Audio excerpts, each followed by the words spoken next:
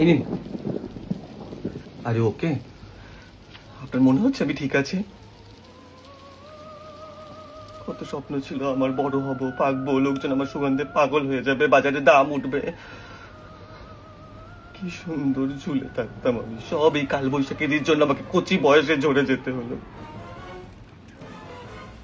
নিচে পড়েই অজ্ঞান হয়ে গেলাম। এখন তো দেখছি আমি ফেটেও গেছি, আর আপনার মনে হচ্ছে আমি ঠিক আছি।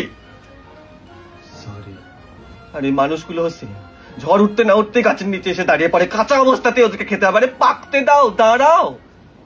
ঠিক, আমিও সত্যি বুঝি না কেন লোকজন এরকম করে। আমি তো বাড়ি ফেরার সময় আপনাকে দেখলাম ড্রেনের পাশে এভাবে পড়ে আছেন, ফেটে আঠি বেরিয়ে। আমি থ্যাংক গড আমি ওরকম কোনো মানুষের হাতে পড়িনি।